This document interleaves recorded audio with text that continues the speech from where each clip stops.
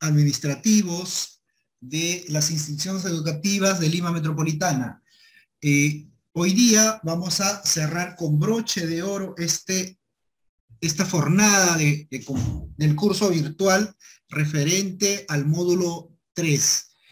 Tenemos en sala 105 participantes, ¿no? A los cuales les agradecemos y les damos el saludo de nuestro director regional, Luis Alberto Quintanilla, y nuestro director de gestión pedagógica, Richard Rubio. Hoy día, amigos, concluimos este curso virtual que, como ustedes saben, ha tenido 3 módulos, ¿no? Un primer módulo de fortalecimiento de las competencias socioemocionales que son necesarias para atender a nuestros chicos, chicas, jóvenes, cuando retornen y como lo han retornado a nuestras instituciones educativas. Luego hemos visto en el módulo 2 las competencias digitales.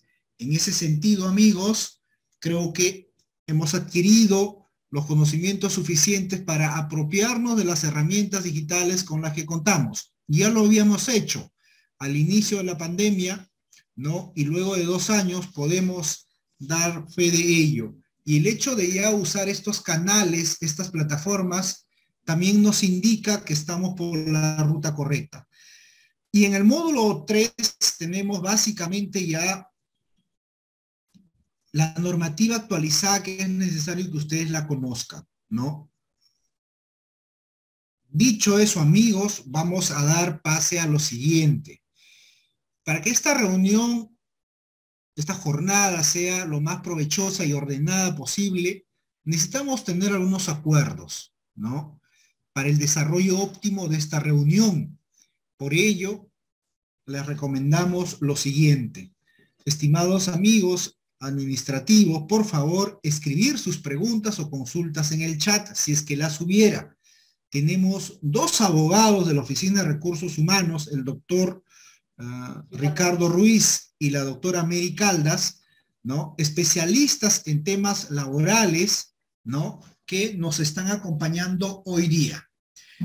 Y las cuales van a poder, de alguna manera, responder sus inquietudes, sus preguntas con el orden y respeto que hemos tenido en estos 2 meses del curso virtual, ¿no? También puede usted levantar la mano, ustedes ya conocen la plataforma Zoom, saben dónde se encuentra la manito, la levantan, y ahí también nos indica ya automáticamente el orden de las personas que desean, ¿no? Participar utilizando el micrófono.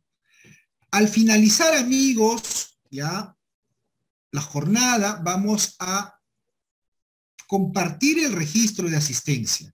Ese registro de asistencia no es vinculante, ¿no? Básicamente, para confirmar los datos que ustedes tienen respecto a lo que ingresaron al momento de su inscripción. Dicho eso, amigos, por favor, voy a compartir la asistencia, perdón, al finalizar la jornada. Es más, hay de alguna manera administrativos que nos están acompañando del primer grupo de 2:30. Gracias, continuemos y sobre todo hay que seguir atentos a las explicaciones de los doctores y al finalizar vamos a poner el link de asistencia para tener un poquito más de orden. Les agradecemos, pero repito, ustedes, eso vuelvo a decir, amigos, no es necesario para efectos de certificación, tal como está precisado en el sílabus. Vamos a certificar en función a las evaluaciones que ustedes han respondido en el módulo 1, en función a las evidencias que ustedes han subido en el módulo 2 y en función a las evaluaciones, ¿no?, que vamos a presentar hoy día en el módulo 3. Dicho eso, voy a salir de esto de acá para compartir pantalla. Perfecto. A ver. No estás compartiendo.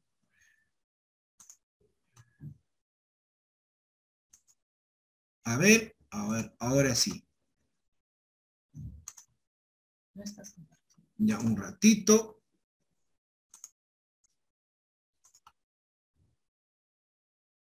Ya, a ver, ahora sí.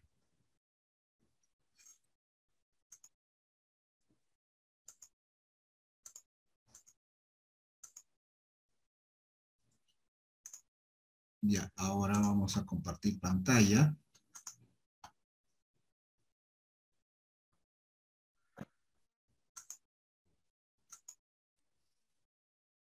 Ya.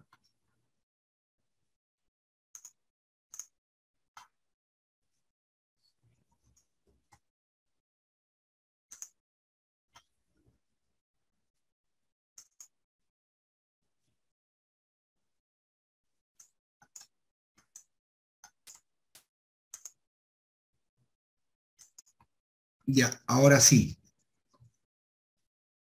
Ya.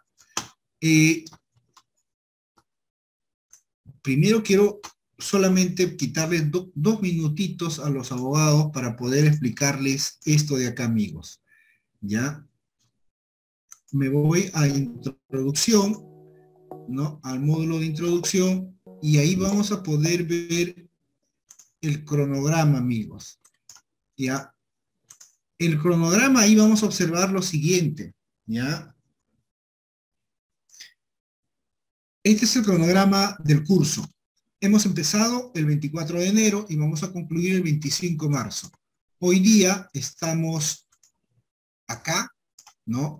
Estamos acá en el taller número 2 con los temas Decreto Legislativo 1057 y la Ley 30057 a cargo del doctor Ricardo y el Decreto Legislativo 1057 a cargo de la doctora Mary Caldas. Hoy día concluimos estos 2 talleres. ¿Estamos? Y mañana vamos a presentar en el aula virtual la evaluación de salida del módulo. En la evaluación de salida del módulo referente a normativa, ¿no? Esa sí tiene carácter de certificación y a partir del lunes vamos a desarrollar la evaluación de salida del 21 al 25 de marzo. El 25 de marzo, 11:59 de la noche, se va a cerrar el aula virtual, amigos. Por favor, descarguen todo el material que ustedes crean conveniente, ¿no? En su computadora o lo suben a su Drive, todos los materiales de todos los módulos, ¿no? ¿Por qué? Vuelvo a repetir, el 25, 11:59 de la noche se cierra el curso y ya no van a poder tener acceso. Y también nos ayudan, ¿no? Con esta evaluación de salida para nosotros hacer la certificación en la fecha programada, ¿ya? Que va a ser el 31 de marzo a los correos que ustedes han registrado al momento de inscripción y en la cual nosotros hemos enviado todas las comunicaciones para estos módulos y para estas reuniones, para estos talleres, ¿no? En ese sentido, amigos, quiero yo agradecerles, ¿no? Por este espacio compartido durante estos 2 meses y también agradecer a nombre de Yane que está ahorita haciendo otra función ya con otros cursos, ¿no? Y a la vez, ¿no? También a nuestra Oficina de Recursos Humanos que nos han enviado, ¿no? A participar en este curso virtual con 2 abogados conocedores del tema para ustedes. Dicho eso, amigos, ha sido un gusto tenerlos durante todos estos 2 meses, a seguir cuidándonos, priorizando la salud y sobre todo, amigos, con todas las ganas que siempre le ponemos a nuestro quehacer diario en nuestras instituciones educativas. Muchas gracias. Vamos a dar pase a la doctora Mary Caldas con el tema Decreto Legislativo 1057. Doctora, puede compartir. Muy buenas tardes.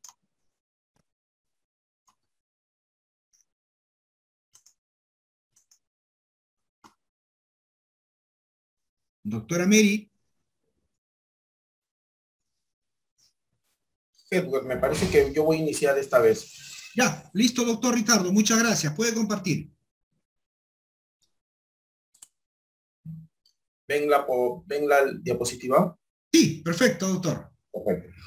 Bien, buenas tardes con todos.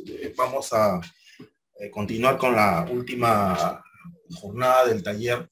Espero que hayamos contribuido modestamente con nuestros conocimientos sobre el tema en favor de ustedes. El tema que me toca exponer esta tarde es el tema de la Ley de Servicio Civil. Y para contextualizar el panorama, vamos a tener que hablar de la reforma para que nos permita conocer los hechos sobre que todas las entidades, para que se pasen a la Ley del Servicio Civil, hay que señalar que en el año 95 al año 97 tuvimos una ley marco de la modernización pública que promovió la reorganización de las entidades públicas y con ello buscó flexibilizar los sistemas administrativos. Pero esta reforma fracasó por cuanto no hubo un apoyo del gobierno de aquel entonces.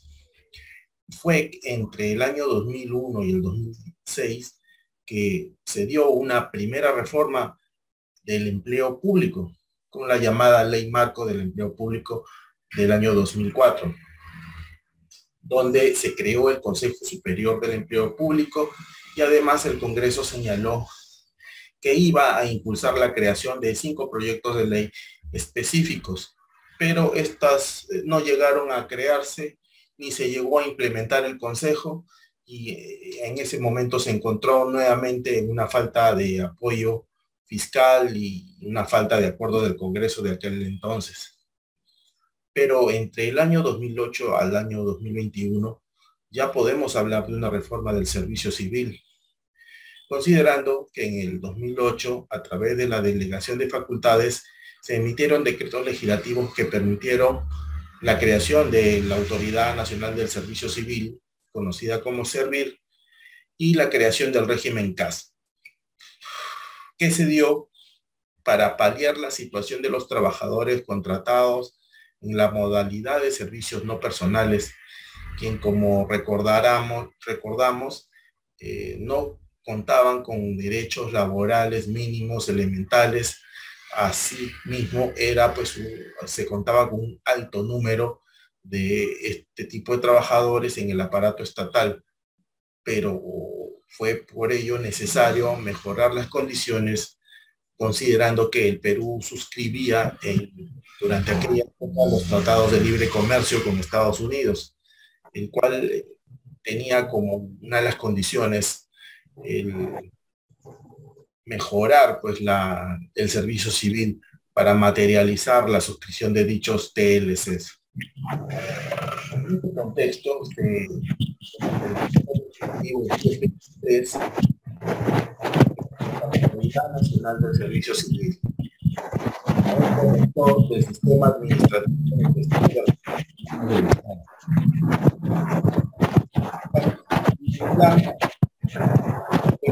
Contribuir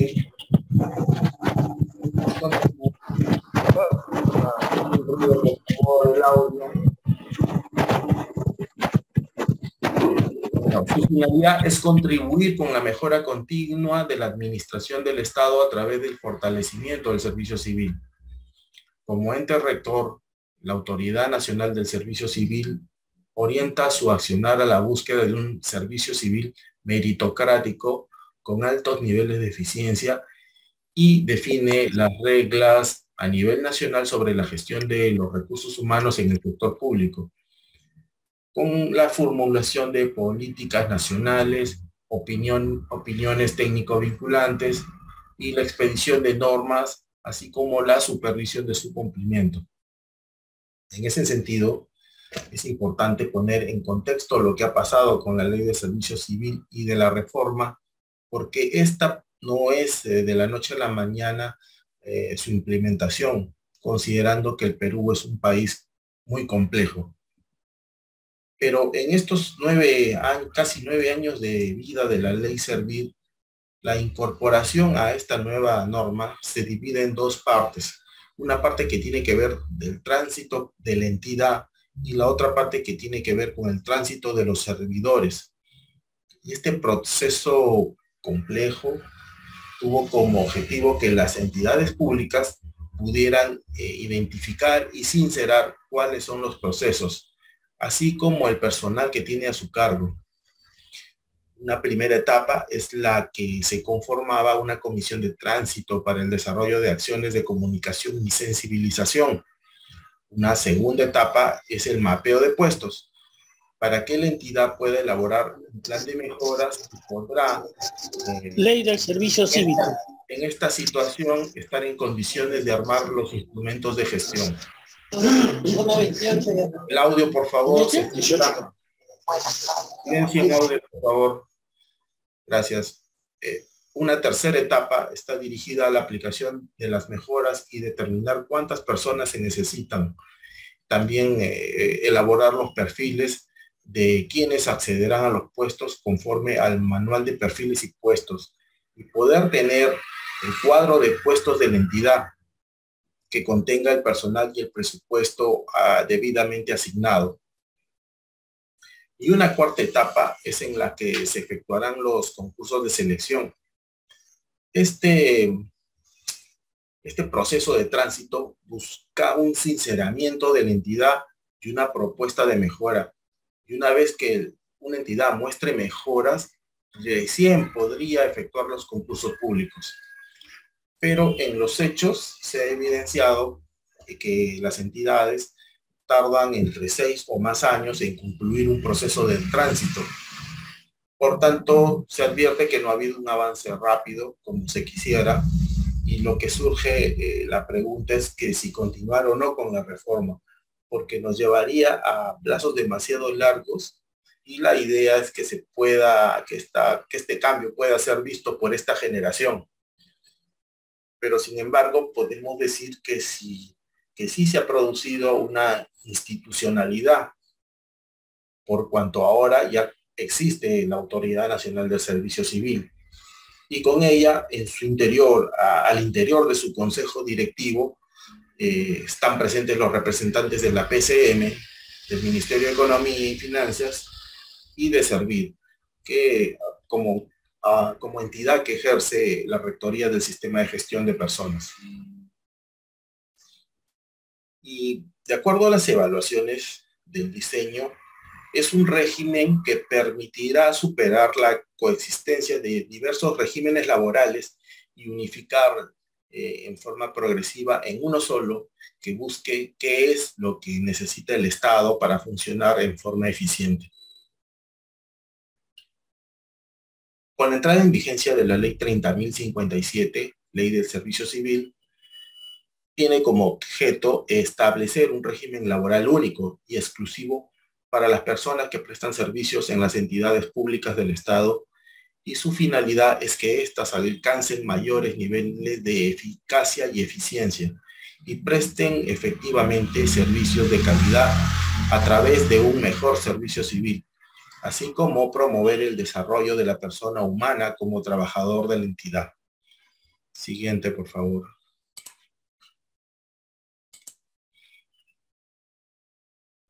Esta ley se sustenta en 11 principios. El interés general. En ella podemos señalar que el régimen del servicio civil se fundamenta en la necesidad de recursos humanos para una adecuada prestación de servicios públicos.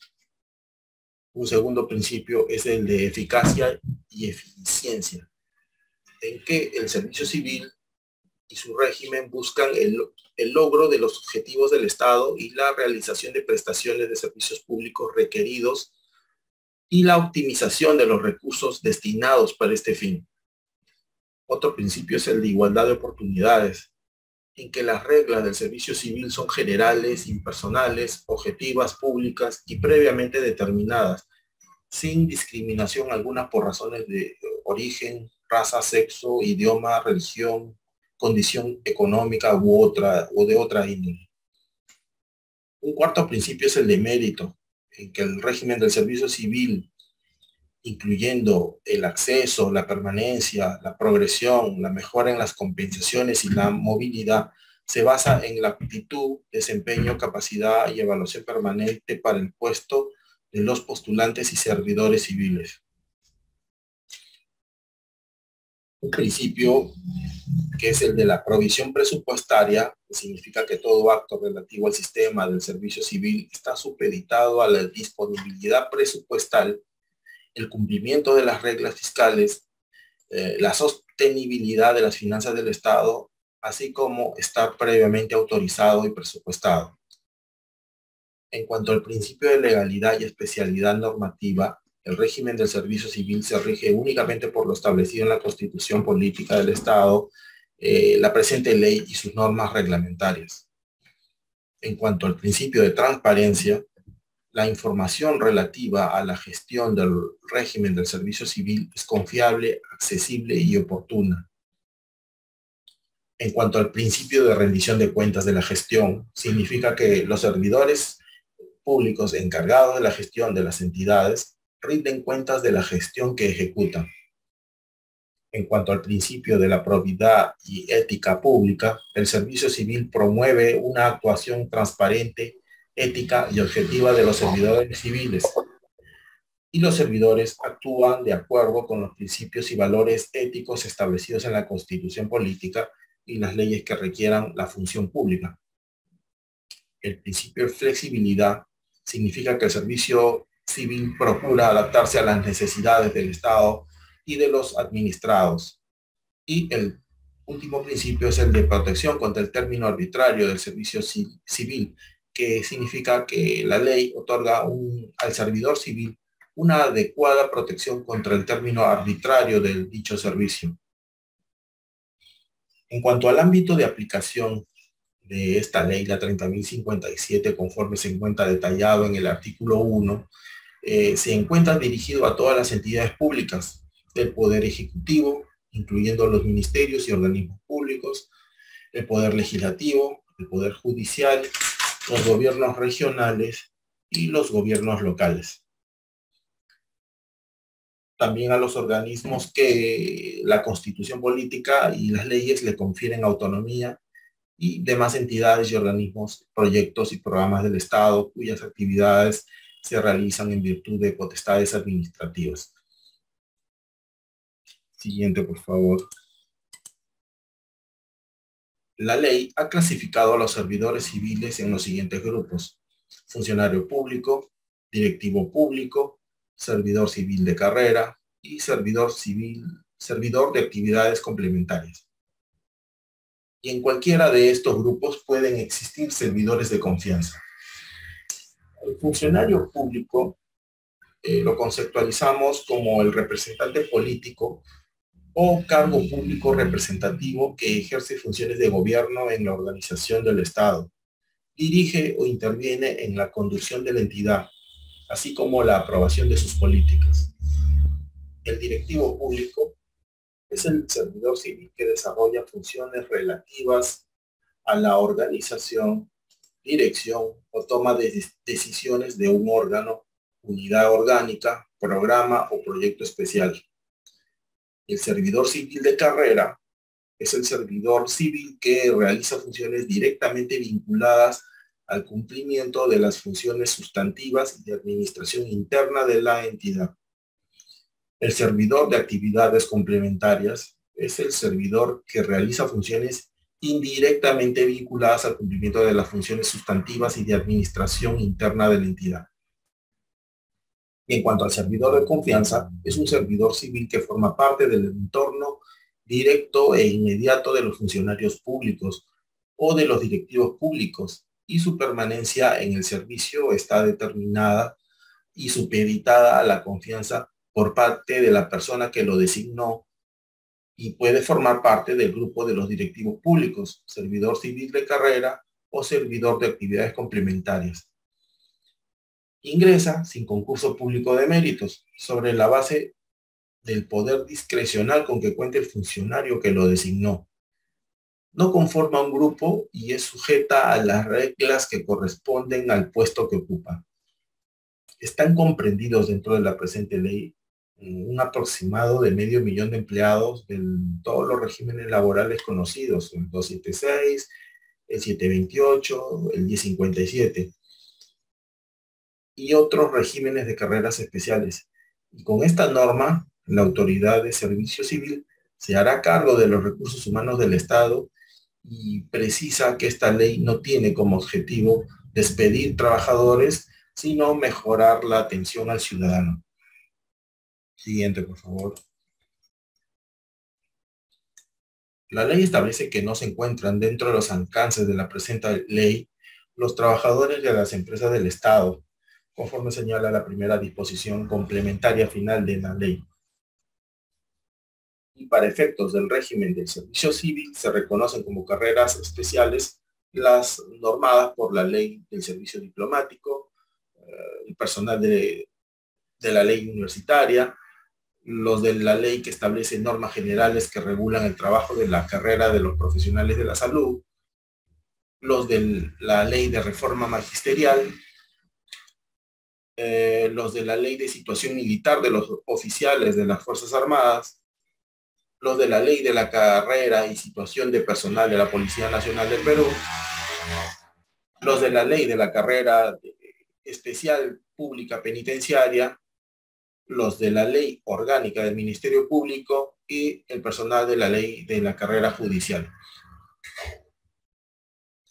Las carreras especiales, los trabajadores de empresas del Estado, los servidores sujetos a carreras especiales, las personas designadas para ejercer una función pública determinada o un encargo público, ya sea a dedicación exclusiva o parcial, remunerado o no, se rigen supletoriamente por el artículo 3 del título preliminar referido a los principios del servicio civil, al que hicimos referencia hace un momento. El título 2, referido a la organización del servicio civil, y el título 5, referido al régimen disciplinario y el proceso administrativo sancionador, que vamos a hablar en un momento. Supletoriamente, se les aplica la ley a pesar de no estar comprendidos dentro de la misma en todo aquello que les alcance y que no esté normado en sus normas especiales. Por ejemplo, no están comprendidos en la ley de servicio civil, se regirán supletoriamente por el artículo 3 del título preliminar referido a los principios del servicio civil. El título 1 referido a la organización del servicio civil y el título 5 referido al régimen disciplinario y proceso sancionador. Es decir, que si bien en cada norma especial de todos aquellos trabajadores que no están comprendidos de los alcances de la ley servil y en todo aquello que sea necesario aplicar el debido procedimiento que garanticen los derechos fundamentales del servidor, en forma supletoria se aplicará esta ley.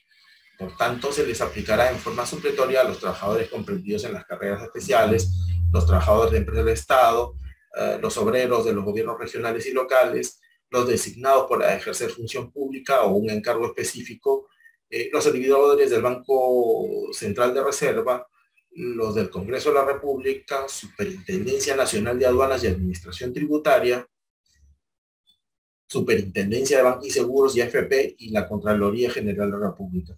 A todos los servidores comprendidos en esta norma se les aplicará supletoriamente en la medida que exista la necesidad de tramitar como por ejemplo procesos disciplinarios o procesos sancionadores. Siguiente, por favor. La ley establece un traslado voluntario de los trabajadores del Estado por concurso público a la ley servil. Como se mencionó, los regímenes laborales de la 276, 728 y los del 1057 pueden trasladarse previo concurso público de méritos al régimen de la ley 30.057, ley servil. Y serán las normas reglamentarias las que establecerán las condiciones con las que se realizan los concursos de traslado de régimen y no requerirá la renuncia previa al régimen en el cual se encuentre vinculado según corresponda, conforme lo establece la cuarta disposición complementaria transitoria de la misma ley. Uno de los pilares centrales de la política de modernización de la gestión pública es la aprobada por el Decreto Supremo 04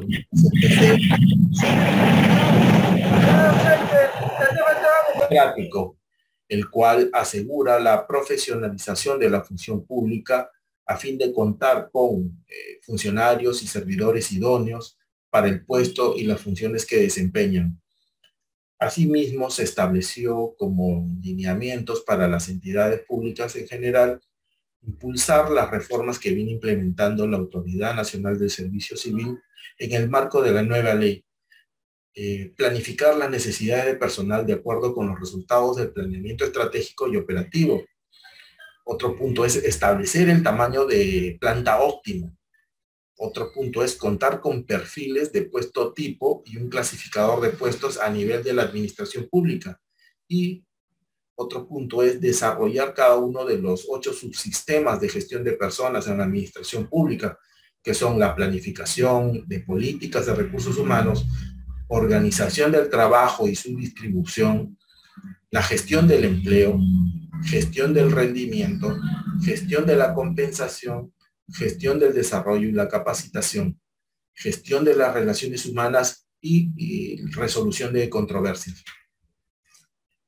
Todo lo señalado concuerda con el lineamiento número 5 del objetivo prioritario 8 de la Política Nacional de Competitividad y Productividad, que dispone incentivar la meritocracia en las líneas de carrera pública, y específicamente se condice con la implementación de la medida número 8.12 del Plan Nacional de Competitividad y Productividad, que consiste precisamente en la implementación efectiva del régimen del servicio civil.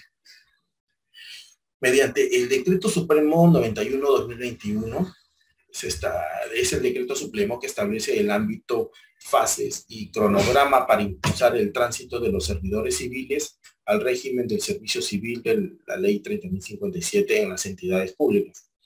Se publicó el 7 de mayo del 2021 y conforme a su cuarta disposición complementaria transitoria, prevé que los servidores bajo los regímenes de la 276, de la 728 y la 1057 podrán trasladarse voluntariamente previo concurso público de méritos.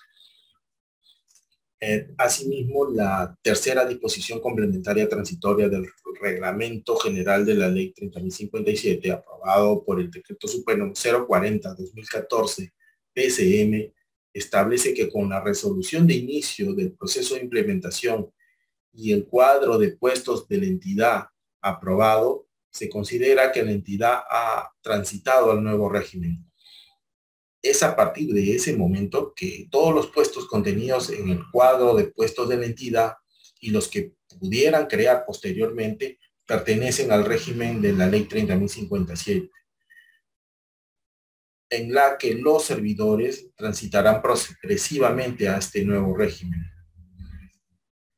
Todo lo que hemos señalado va de la mano con uno de los pilares centrales de la política de modernización de la gestión pública aprobada por el Decreto Supremo 04/2013 PCM, que es el servicio civil meritocrático, el cual asegura la profesionalización de la función pública a fin de contar con funcionarios y servidores idóneos para el puesto y las funciones que desempeñen.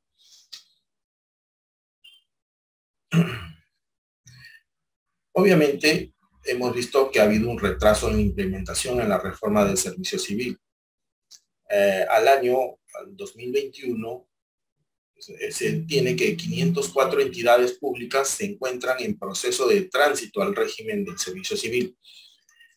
Pero solo el 2%, o sea, 8 en total de las entidades logró pasar la fase 1, que es el tránsito de entidades públicas al régimen del servicio civil. Y a la fase 2, tránsito de servidores públicos al servicio civil, podemos señalar que están en ese rumbo la ONP, el Servir, la OEFA, el Ministerio de Ambiente, el Ministerio de Energía y Minas, el OSINFOR, de Vida y el Ministerio de Economía y Finanzas. Y según la información dispuesta en los planes de implementación de los cuadros de puestos de la entidad aprobados, solo Servir y la ONP son las únicas entidades que tienen un avance de 18% y 44% cada una. Y el resto de las entidades no logran avances significativos, por lo que es pertinente la generación de los concursos públicos de méritos en las entidades públicas que ya cuenten con un plan de puestos de la entidad aprobado y que se encuentren con el interés de incorporar meritocráticamente a su personal. Siguiente, por favor. ¿Qué efectos tiene el ingreso de los servidores públicos a la ley Servir? Los servidores que se encuentren en los regímenes laborales del DL 276, 728 y el 1057, que ganen los concursos y opten voluntariamente por el traslado al nuevo régimen laboral, dejarán de pertenecer a dichos regímenes laborales con la respectiva liquidación de los beneficios sociales en el régimen laboral en el cual se encontraba, no pudiendo efectuar reclamación posterior. Y quienes ingresen no estarán sujetos a un periodo de prueba, considerando que optaron en forma voluntaria por concursar y pasar a ser parte de la ley de servicio civil. Y su sola aprobación en el concurso ya los incorpora en forma definitiva. Y los que ingresen al servicio civil aportarán tanto al sistema privado o al sistema nacional de pensiones.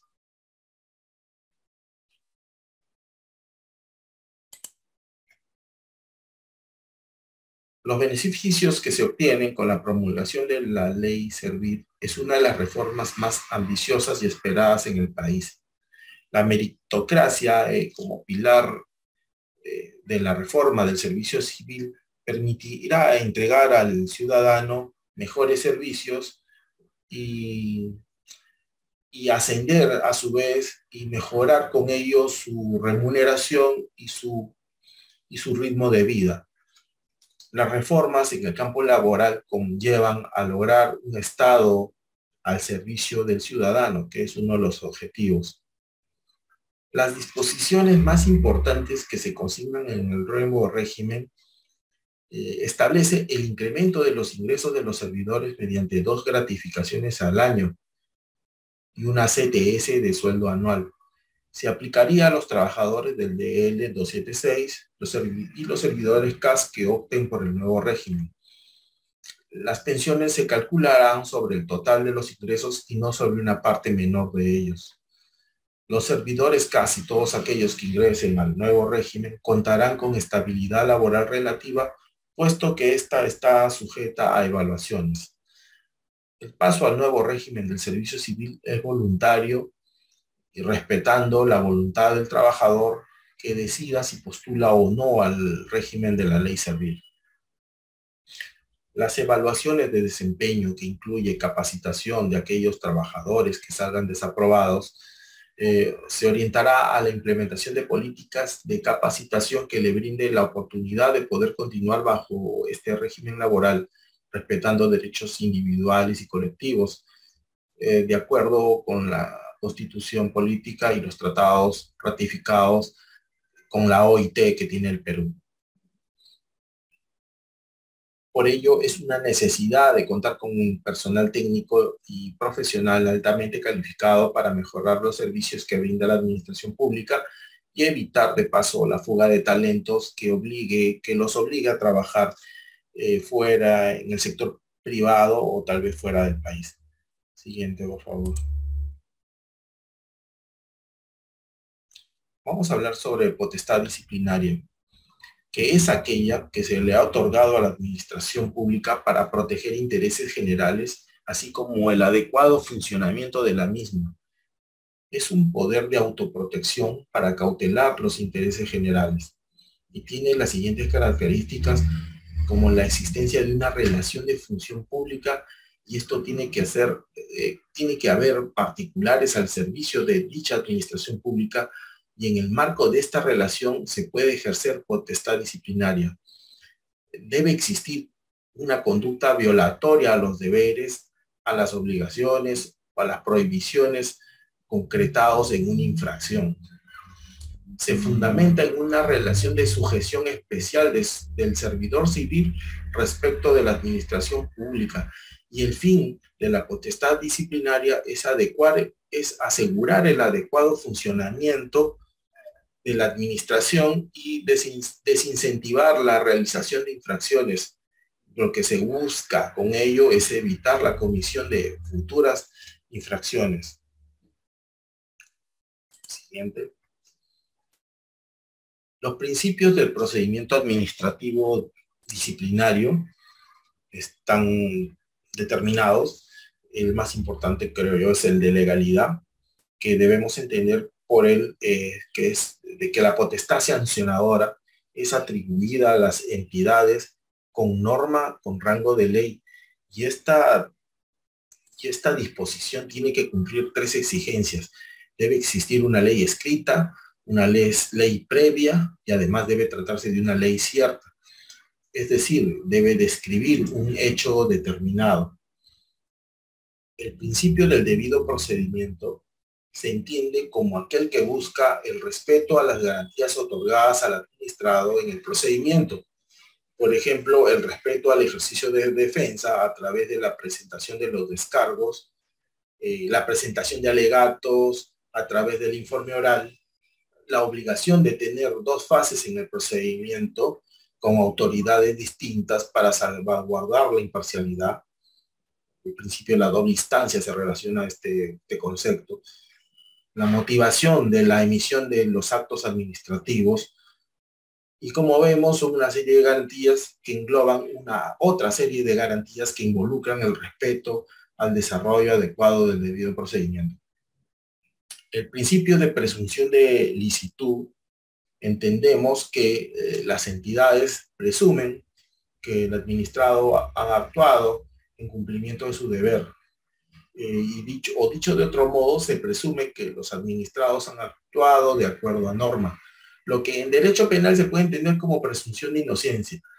Y esto no se puede vincular al principio de la carga de la prueba de la administración, por el cual le corresponde identificar y demostrar la existencia de responsabilidad de la administración. En cuanto al principio de irretroactividad, se entiende que será de aplicación en el procedimiento las disposiciones sancionadoras vigentes al momento de la comisión de los hechos. Pero hay una excepción, la posibilidad de que la norma posterior sea más favorable al infractor. En ese caso se preferirá la aplicación de este supuesto.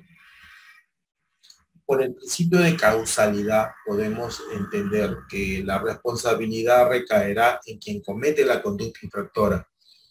Para ello debe existir un nexo causal, una norma que sea que entre el sujeto infractor y el hecho respecto del cual se va a determinar la responsabilidad. Por el principio de culpabilidad establece que la responsabilidad es subjetiva, salvo que una norma señale lo contrario, porque por este principio se va a poder determinar las circunstancias respecto a la comisión de los hechos que nos permitirán determinar la existencia o no de la responsabilidad. Por el principio de razonabilidad, debemos entender que cuando hablamos de responsabilidad y determinación de responsabilidad, hay que tener en cuenta que a este principio establece que la sanción debe ser proporcional a la falta cometida, y para ello la Ley del Servicio Civil en el artículo 87 establece una serie de condiciones para determinar la gradualidad de la sanción. Por el principio de tipicidad, entendemos que por este principio solo constituirán faltas aquellas que estén previstas en la norma con rango de ley. O sea, previstas, que estén ya escritas previamente. Que no podemos admitir una interpretación extensiva ni por analogía, y para ello la administración debe ejercer una adecuada subsunción del hecho en la falta. Debe ser precisa y tiene que haber existido esta norma antes de la comisión del hecho.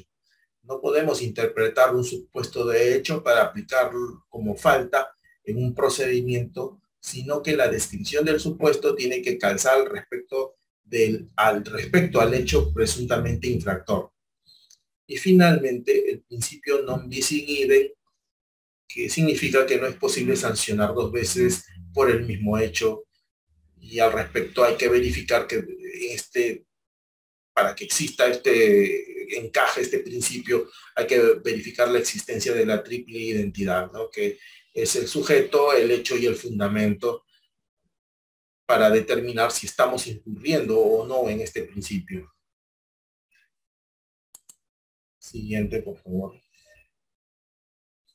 La ley ha establecido que las faltas administrativas pueden ser faltas leves y faltas graves.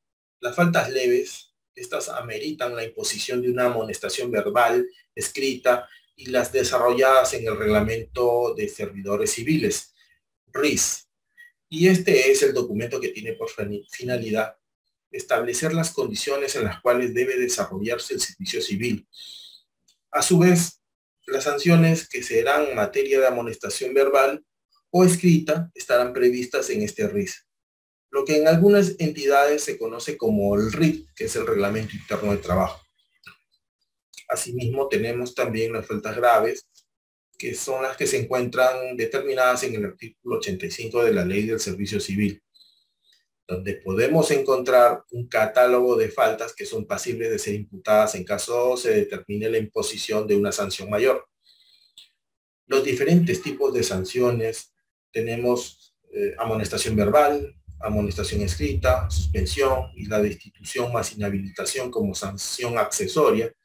Hay que tener en cuenta que las sanciones no son acumulables porque podría ocurrir que las entidades establezcan un tema de acumulación de sanciones dejando de lado los principios de razonabilidad, proporcionalidad e incluso motivación para imponer una sanción, y además ninguna sanción es prerequisito de otra. Por ejemplo, como imponer una suspensión, no siendo necesario primero haber impuesto una amonestación escrita para ello. La sanción a imponerse siempre va a estar en base a la comisión del hecho y la gravedad del mismo, tomando en cuenta los criterios legales y los principios de razonabilidad y proporcionabilidad. En el procedimiento administrativo disciplinario está compuesto por actores también, ¿no?, que son el apoyo administrativo del procedimiento administrativo disciplinario a cargo de una secretaría técnica. Los administrados, tenemos a los servidores civiles y ex servidores civiles en el que hay que tomar en cuenta la condición que tenían al momento de la comisión de los hechos sobre el cual se debería iniciar el procedimiento. Autoridades administrativas. Tenemos la autoridad instructora y sancionadora, determinadas en función a la propuesta de sanción, como que va de una amonestación escrita, suspensión, destitución e inhabilitación para ex servidores de la entidad en la que se habría cometido una infracción disciplinaria. La autoridad del procedimiento recursal, que es en el caso de las apelaciones, la Oficina de Recursos Humanos vería pues la sanción de amonestación escrita, y el Tribunal del Servicio Civil para los casos de sanción o suspensión o destitución. Una secretaría técnica del procedimiento administrativo disciplinario siempre está a cargo de un secretario técnico, preferentemente con formación en la carrera de Derecho, y es designado por la máxima autoridad administrativa de la entidad. Esto en adición a sus funciones o también específicamente para dicho propósito. Siguiente, por favor. Las funciones de la Secretaría Técnica podemos enumerarlas como recibir denuncias, responder a los denunciantes, efectuar investigaciones preliminares, proponer la medida cautelar, identificar la comisión de falta, posibles resultados, rechazo disciplinario. Esto cuando se dice no al lugar a trámite. Audio, por favor. También como función tenemos identificar a las autoridades competentes. La función es elaborar el informe de precalificación. Otra es documentar la actividad probatoria, apoyando en las etapas en la etapa instructora. También es apoyar con la elaboración del informe instructor y la propuesta de resolución. Otra función es coordinar con las autoridades instructoras y sancionadoras. Otra función es elaborar y custodiar los expedientes disciplinarios de la entidad. Y otra función también es rendir cuentas ante la Oficina de Recursos Humanos de sus actividades. Siguiente. Las actividades preparatorias, fases del procedimiento administrativo disciplinario. Estas actividades se inician en la Secretaría Técnica. Una vez con el informe de precalificación que contendrá la imputación de cargos que debe ser notificado al servidor conforme a la LEPAG, y en la fase instructiva puede admitirse que se envíen pruebas, incluso actuar nuevos medios probatorios que permitan determinar la responsabilidad. Una vez notificado el acto de inicio, el infractor tendrá 5 días para presentar sus descargos. Concluida esta fase, se inicia la del informe instructor. Aquí se determina la existencia o no de responsabilidad. Pasamos a la fase sancionadora. Pasamos a la fase sancionadora, en la que el instructor tiene hasta 2 días para correr traslado al administrado, para que tome conocimiento del informe del instructor y de ser el caso, le solicite en el plazo de 3 días hábiles desde que recibe el informe si va a ejercer su derecho para brindar el informe oral. Si es así, deberá solicitarlo al órgano sancionador. Y esta secuencia termina con la emisión de la resolución de sanción o la resolución de archivamiento del procedimiento, por no haber suficientes elementos que permitan determinar la existencia de responsabilidad. Concluido el procedimiento, es posible recurrir a una siguiente instancia que, en el caso de la suspensión y destitución, es competente para que sea tramitada en el Tribunal del Servicio Civil, y en el caso de una amonestación escrita será la competente para que sea revisada y resuelta por una oficina de recursos humanos de la entidad respectiva. Bueno, con esto estoy finalizando esta parte. Agradezco la atención.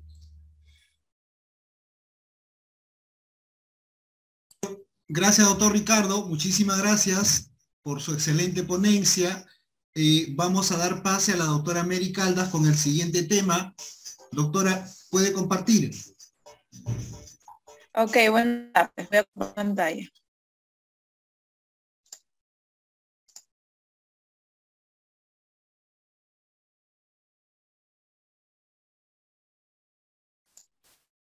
Ok, ¿sí logran verlo? Sí, sí, doctora. Ya, perfecto, me escuchan y todo. Ok, buenas tardes, les saluda Mary Caldas, soy analista en asistencia técnica legal de la Unidad de Recursos Humanos de la DRE. Está a mi cargo el día de hoy la ponencia sobre el decreto legislativo 1057 sobre el régimen especial de contratación administrativa de servicio, o más conocido como el régimen CAS. La contratación administrativa de servicios o el régimen CAS encuentra su asidero legal en las siguientes normativas. Pues tenemos el decreto legislativo número 1057 que regula el régimen especial CAS. Tenemos su reglamento que fue aprobado por decreto supremo número 75/2008 PCM, modificado por decreto supremo número 65/2011 PCM.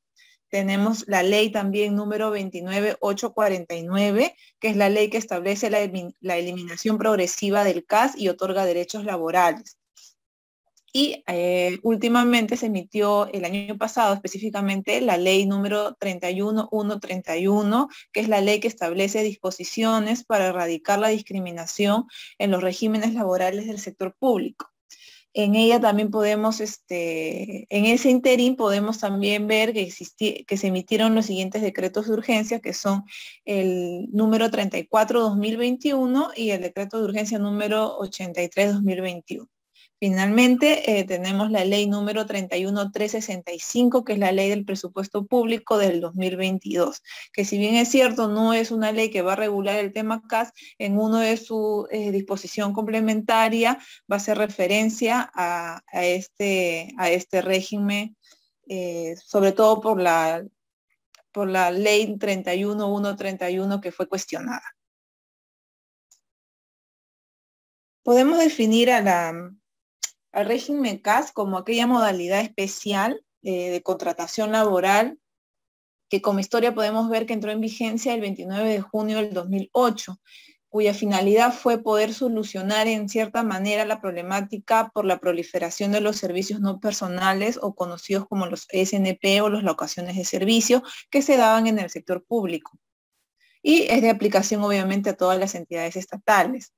Al igual como se mencionó en la ponencia anterior del viernes pasado sobre el decreto legislativo 276, debo recalcar que es un régimen laboral general.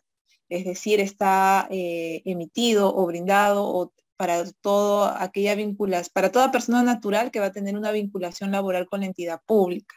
No es para un sector o para un grupo o no es un régimen especial, ¿no? Como es el tema de los docentes, tema de la Policía Nacional, militares o magistrados. Se basa en los siguientes principios, al igual también que en el decreto legislativo 276 de la carrera administrativa. Uno de sus principios es la meritocracia, el tema de la capacidad, la igualdad de oportunidades y el profesionalismo. También podemos encontrar en su normativa que para poder ingresar a ser un trabajador CAS, este cuenta con etapas. Una de las primeras etapas encontramos a la preparatoria, la segunda la convocatoria, la tercera lo que es la fase de selección y la última que vendría a ser la suscripción y registro del contrato. En la etapa preparatoria está incluida todo lo que tiene que ver el requerimiento que hacen las áreas usuarias con la descripción del servicio, los requisitos mínimos que debe contar el postulante, de cuántas etapas va a costar el proceso y sobre todo también es donde se va a justificar la necesidad y la disponibilidad presupuestaria. En la fase de la convocatoria se encuentra enmarcado todo lo que es el tema de la publicación y difusión tanto en la página web de la entidad como en el portal o en la plataforma de Servir. Se va a difundir lo que son las bases de estas convocatorias, ¿no? En el cual se va a detallar lo que es el cronograma, las etapas del procedimiento, la forma de evaluación, los días, qué requisitos mínimos, las condiciones esenciales del contrato, el plazo, el lugar donde se va a trabajar y sobre todo el monto que se va a remunerar. La tercera etapa, que es la de selección, es aquella etapa que está especificada para el tema de la evaluación objetiva que se va a hacer de los postulantes, ¿no? Pueden incluir subetapas como es la etapa o la evaluación curricular, la evaluación psicológica de ser el caso, la evaluación escrita o de competencias específicas y la última es la entrevista personal. Cabe mencionar que en cada una de estas subetapas se tiene que publicar el resultado de acuerdo a la orden de mérito de los postulantes, ¿no?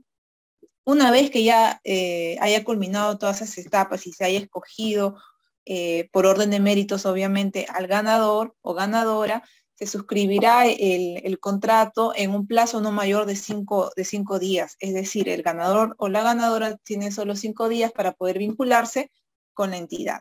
Una vez suscrito el contrato, la entidad cuenta con otros 5 días para poder ingresar y registrarlo también dentro de la planilla electrónica para el efecto de sus remuneraciones.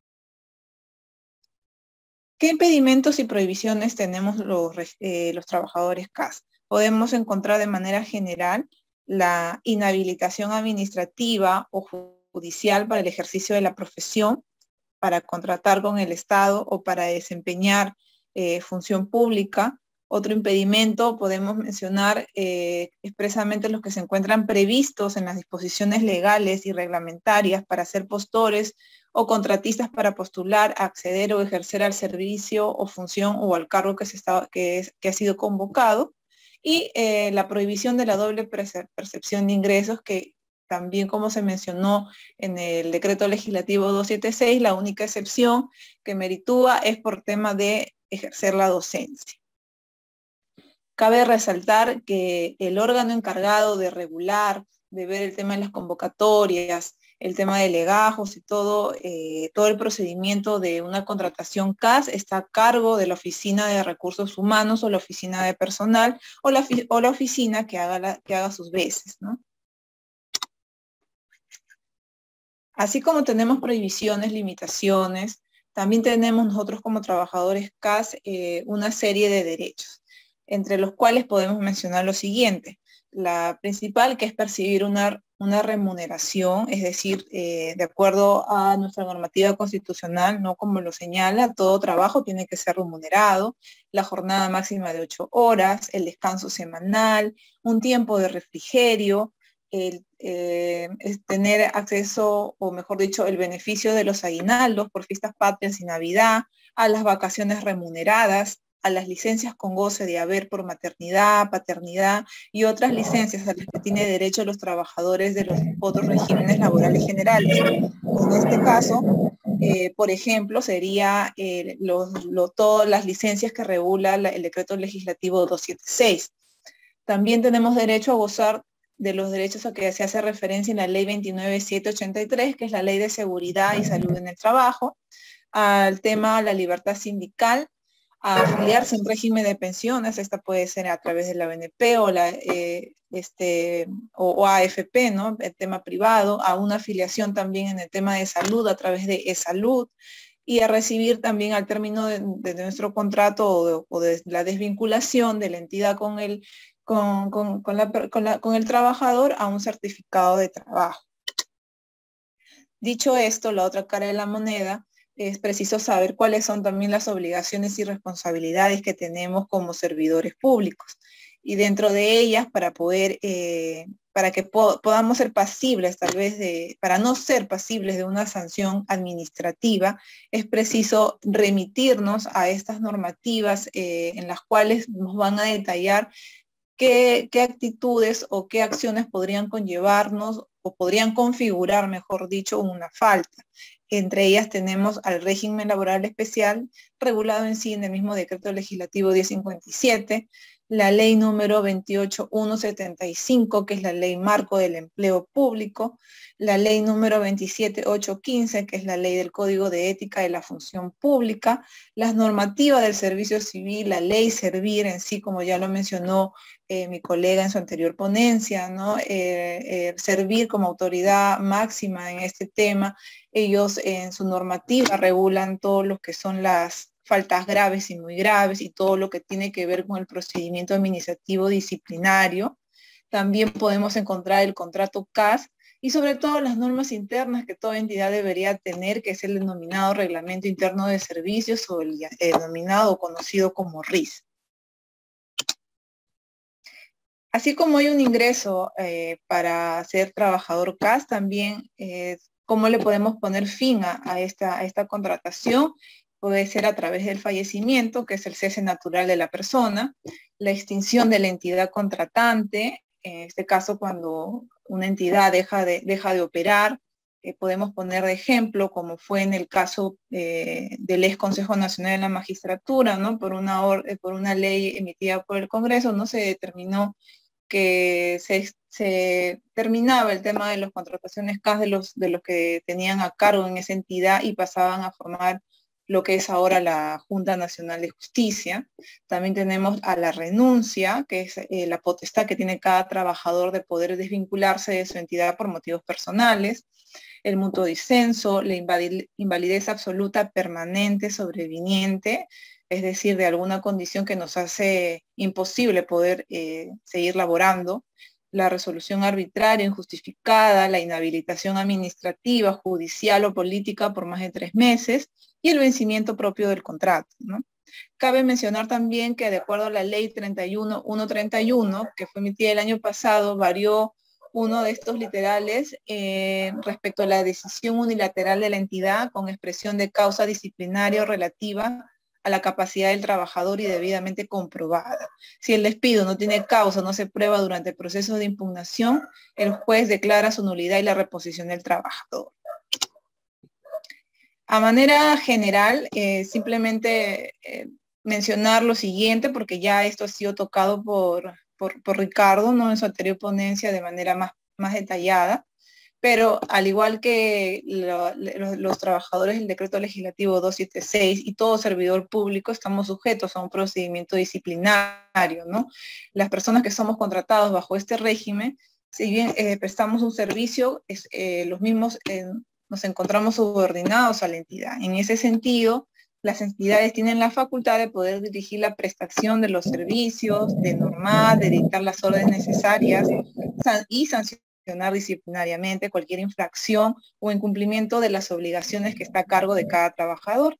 Obviamente no pueden dejar de respetar los principios de tipicidad, proporcionalidad y razonabilidad, y entre otros más que también lo mencionó el doctor Ricardo, ¿no? Y como también se mencionó en la ponencia pasada, todo esto se circunscribe también con el principio del debido procedimiento, ¿no? Todo tiene que ser pasible, que tiene que estar reglamentado, debe existir una regla, una norma previa o una ley previa, una buena información, una investigación, en este caso será a cargo de la Secretaría Técnica, tal como lo mencionó también Ricardo, es decir, cumplir con todas las etapas y todos los procedimientos para poder determinar si realmente una conducta es sancionable administrativamente o no. Sin dejar de lado también, cabe mencionar que no solamente podemos ser pasibles de una sanción administrativa, sino que también a veces estas conductas pueden acarrear una sanción, no sanción, pero sí, digamos, puede acarrear irnos a un proceso civil o a un proceso penal, en el caso de que pueda haber indicios de que se pueda configurar, ¿no?, un delito que se encuentre tipificado en nuestro Código Penal peruano. Otra característica a desarrollar en las contrataciones CAS es el tema del plazo. Si bien es cierto, actualmente estamos bajo la característica que los contratos administrativos son de carácter indefinidos, a materia de historia, cabe mencionar que en el artículo 5 del decreto legislativo 1057 y su reglamento señalaba lo siguiente, que el contrato administrativo de servicio es de plazo determinado. La duración del contrato no puede ser mayor al periodo que corresponde al año fiscal respectivo, dentro del cual se efectúa la contratación. Sin embargo, el contrato puede ser prorrogado o renovado cuantas veces considere la entidad contratante en función de sus necesidades. Cada prórroga o renovación no puede exceder del año fiscal y debe formalizarse por escrito antes del vencimiento del plazo del contrato o de la prórroga o renovación anterior. Es decir, la naturaleza de las contrataciones CAS hay que tener claro que siempre ha sido de plazo determinado. O sea, no tiene como característica o esencia el carácter permanente. Es por eso que el año pasado el Congreso emitió una ley una ley polémica, tampoco por qué no decirlo, en la cual en su artículo 4 señalaba lo siguiente: la eliminación de la temporalidad sin causa y prohibición de contratación bajo el régimen CAS. Esta señala que desde la entrada en vigencia de la presente ley hasta que se produzca la incorporación a que se refiere el artículo 1, los contratos administrativos de servicios son de carácter indefinido, motivo por el cual pueden ser despedidos solo por causa justa debidamente comprobada. A partir de la entrada en vigencia de la presente ley, ninguna entidad del Estado podrá contratar personal o a través del régimen especial de contratación administrativa de servicios, con excepción de aquellas contrataciones que se encontraran vigentes y que sean necesarias de renovar a efectos de no contar el vínculo laboral de los trabajadores de no cortar el vínculo laboral de los trabajadores con vínculo vigente, en tanto se ejecute lo dispuesto en el artículo 1 de la presente ley. Es decir, el Parlamento se enfocaba a que los contratos administrativos tenían que ser de carácter indefinido. Y más que eso, es que los trabajadores pudiéramos pasar a una carrera laboral permanente, ya sea a través del decreto legislativo 276 o del régimen privado 728. Sin embargo, esta ley fue cuestionada y el 10 de mayo del 2021 el Poder Ejecutivo interpuso una demanda de inconstitucionalidad contra esta ley que establece disposiciones para erradicar la discriminación en los regímenes laborales del sector público. La parte demandada alegaba que esta ley contraviene los artículos 40, 43, 78, 79, 118 en sus incisos o numerales 3 y 17 de nuestra Constitución. Por su parte, la parte demandante aludía que la norma no presentaba estos vicios de inconstitucionalidad y por lo cual solicitaba que ésta sea declarada infundada. Sin embargo, el martes 14 de diciembre del 2021, el Tribunal Constitucional como órgano máximo intérprete de la Constitución, publicó la sentencia número 13/2021, en la cual resolvió declarar fundada en parte la demanda y obviamente en consecuencia inconstitucional los artículos 1, 2, 3 y 5, así como en la primera y segunda disposición complementaria final de la Ley 31/131, quedando solamente subsistente el primer párrafo del artículo 4. ¿Y qué nos mencionaba el artículo 4? Que es que todos los contratos administrativos de servicios son de carácter indefinido, en cuanto y en tanto se cumpla con los requisitos que esa misma ley nos especificaba, ¿no? No obstante, aún queda algunos vacíos o algunas dudas sobre esta sentencia, y es por eso que la Procuraduría General del Estado presentó ante el Tribunal Constitucional un escrito en el cual pedía la aclaración respecto a la situación de aquellos contratos administrativos de servicios que estaban suscritos antes de la vigencia de esta ley, que es la ley número 31/131, para poder saber si estos contratos que fueron suscritos antes del 10 de marzo del 2021 tenían el carácter de indeterminado. Sin embargo, mientras se aclare este tema, para fin de año, ¿no? Se emitió la ley 31/365, que es la ley del presupuesto del sector público para el año fiscal 2022, emitió los supuestos específicos en los cuales la contratación de personal se podía dar, es decir, contratar a través de los CAS de acuerdo a su 73ª disposición complementaria final, en la cual autorizaba a las entidades públicas a contratar personal bajo la contratación CAS por reemplazo o suplencia, con lo cual se brinda alternativas de gestión de personal a las entidades públicas para el presente año fiscal. Es decir, solamente se podían contratar bajo los decretos, o sea, se ampliaba la contratación, lo cual se regulaba en los decretos de urgencias que se emitió en el año 2021, que es el decreto de urgencia 34 y el decreto de urgencia 83, que ambos vencían a diciembre de 2021. Y es por eso que con la ley 31/365, la ley del presupuesto, se pudo ampliar hasta este año, hasta diciembre de 2022, pero bajo ciertos supuestos en los cuales solamente la entidad tendría que fundamentar, junto con la Unidad de Recursos Humanos y la Oficina de Planificación y Presupuesto, y bajo los supuestos que esta misma ley lo dispone. Finalmente, para acabar y redondear el tema de los CAS, y con el tema también ya desarrollado por el doctor Ricardo, recordar que Servir también cumple un rol importante con el tema de las contrataciones CAS, así como el personal 276, ya que ellos resuelven lo que son las consultas de este régimen en el marco de sus competencias, ¿no? Servir se encarga de emitir opiniones, directivas, informes técnicos, emite resoluciones a través de su máximo tribunal, en el cual nos va a ayudar a todas las unidades de recursos humanos de todas las entidades de la administración pública a poder resolver cierta casuística en particular que muchas veces la normativa no lo tiene claro, o hay una ambivalencia entre normas o entre reglamentos, y para ello Servir, como la máxima autoridad del servicio civil, estará siempre como un órgano normativo y también regulador. Eso sería todo por mi parte y estamos prestos a las dudas o preguntas que tengan ustedes. Gracias. Gracias, doctora Mary, con la claridad que nos caracteriza, y también al doctor Ricardo.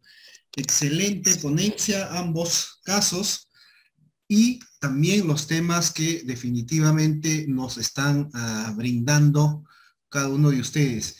Bueno, estimados administrativos, vamos a dar inicio a esta rueda de preguntas, ¿no? Tenemos 13 minutos antes de que se cierre el Zoom. Tenemos ahí manos levantadas. A ver, vamos por favor con Ángel Chiara Aro. Buenas tardes. Haga su pregunta, por favor.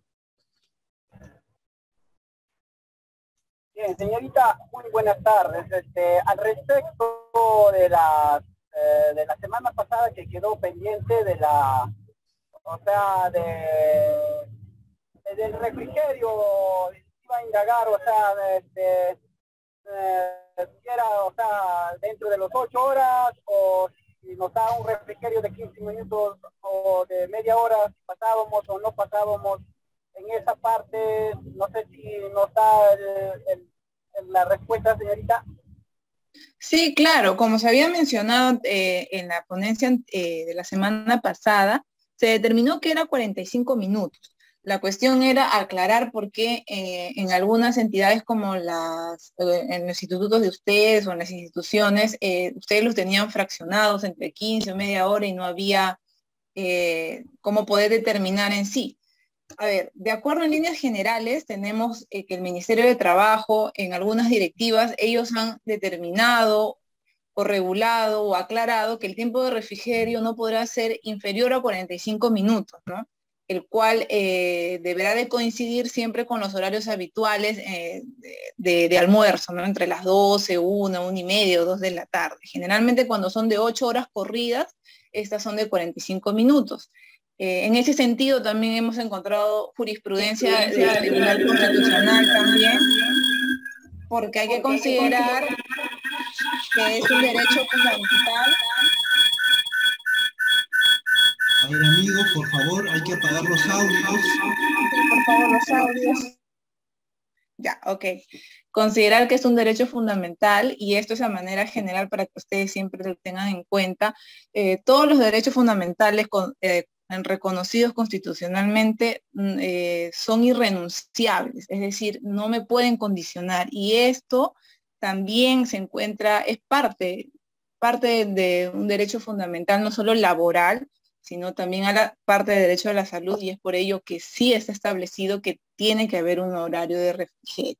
Ahora, queda cómo lo va a regular cada entidad, pero también dependiendo de cómo son el horario que ustedes llevan, si es de corrido, si es fraccionado, y es en ese sentido que quizás esos 45 minutos tengan digamos, periodos de 15 o 20 minutos fraccionados.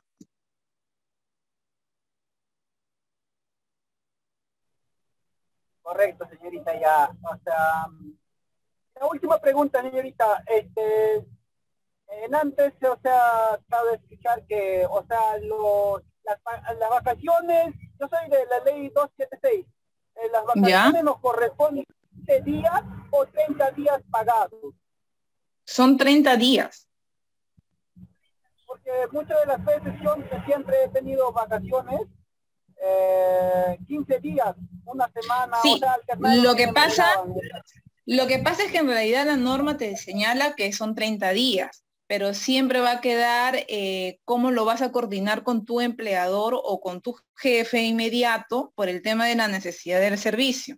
Muy pocas veces, y te lo digo porque también soy servidora pública desde hace años, bajo el régimen CAS, en mi caso en particular, siempre es usual que las entidades te den 15 días o 20 días. Muy pocas veces es que puedas irte de corrido debido a que siempre hay una falta de personal, o no hay quien te pueda reemplazar, o no hay una persona capacitada que pueda suplirte en la ausencia que tú vayas a tener, ¿no? Es por eso que siempre las entidades usualmente te dan de esa forma fraccionada.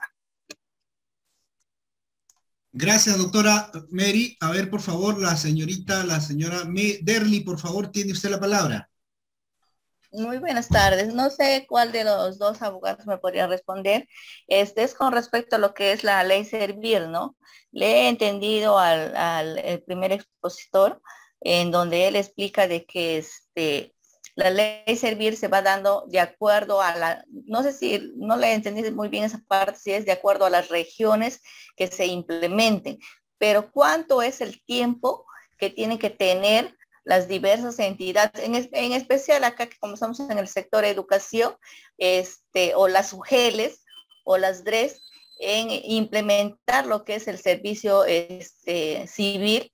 Y en este caso, por ejemplo, hay varios que ya tienen trayectoria, tienen años de servicio, y si en este entonces no se ha dado lo que es el ascenso de nivel, hasta ahora no se da el ascenso de nivel, por el mismo hecho de que argumentan de que es el presupuesto.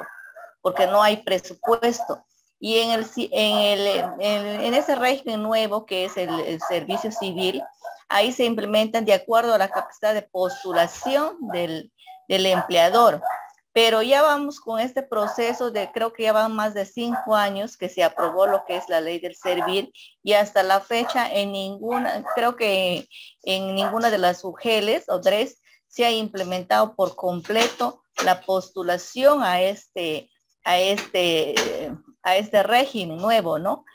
En este caso, ¿de qué dependería? ¿De qué depende o de quiénes dependen que se implemente esta nueva normativa? Bueno. Gracias, Derly. Doctor Ricardo, por favor.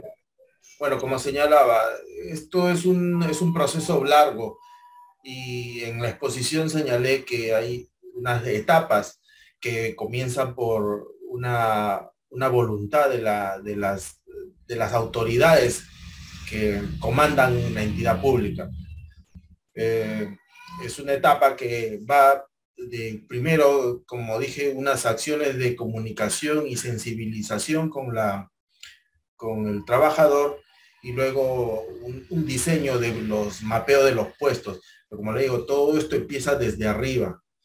Si, como también dije,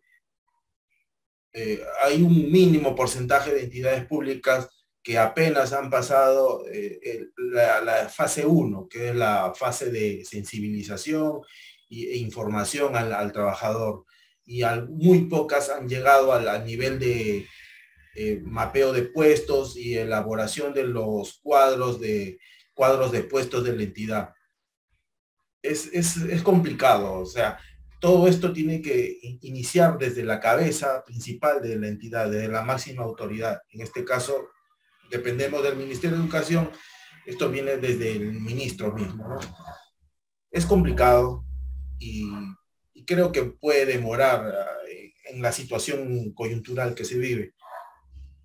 Pero las reglas están dadas, las normas están dadas, es cuestión ya de una voluntad política de las autoridades que comanden y dirijan las entidades. Abogado Ricardo, con respecto a eso dicen, no, pero se supone que ya cuando una normativa, una ley sale, se supone que el resto de entidades tiene que implementarlos, ¿no? Entonces, ¿de quién depende la implementación? O sea, ya usted me dice es voluntad, pero esa voluntad, como dicen ellos, no hay el presupuesto, ¿no? Supuestamente el presupuesto. Hay varios de los trabajadores administrativos que están en el régimen de la 276, por ejemplo, que ya se han formado profesionalmente, ¿no? Cuando han entrado a trabajar en el sector, han tenido solamente lo que es título secundario, y ahora ya cuentan con títulos profesionales, tanto técnicos como universitarios, ¿no? Entonces, esta ley favorece a todo ese tipo de personal que se ha educado y se ha formado, ¿no? Para poder alcanzar supuestamente un presupuesto y un sueldo mejor del que tenemos ahora, ¿no? Porque mayormente lo que argumentan nuestras entidades superiores es que el presupuesto no da el Ministerio de Educación, no hay un presupuesto para este plano, pero sin embargo vemos que recién nomás al régimen de los docentes les han aumentado un sueldo o 200 soles más, 100 soles más creo que es, en su salario, ¿no? Y en el sector administrativo, que supuestamente también trabajamos conjuntamente con los docentes, apoyándole, prestando servicios con ellos, no se ha considerado los aumentos de sueldo, ¿no? Entonces, uno es eso, ¿no? Que trabajamos juntos con los docentes, y en ese aspecto tenemos ciertas desventajas. El otro aspecto de que en cuanto a lo que es el régimen también de pagos, tenemos dificultades con lo que son nuestros pagos, y más aún los CAS, ¿no? Los CAS también tienen otro tipo de dificultades porque ellos tienen en un sueldo un poquito más inferior que al de nosotros, ¿no? A nosotros se nos aumenta un poco el sueldo con lo que es el subcafae que nos dan, ¿no? Entonces, pero muchas veces nosotros pensando ya en aquellos trabajadores que, por ejemplo, ya están por cumplir su límite de edad de trabajo, que es hasta los 70 años, entonces, o nos ponemos a pensar en que todos esos adicionales que recibimos del subcafae, automáticamente se nos quita y no solamente nos quedamos con una pensión en la 19,990, que es de algo de 500 o 600 soles, en donde ahí nos descuentan todavía y nos queda algo de 450 soles. Entonces, todo supuestamente es un régimen que favorece, nos favorece. Hablamos de favorecer, pero sin embargo, la clase más baja de sueldo es el sector educación, del sector administrativo, ¿no?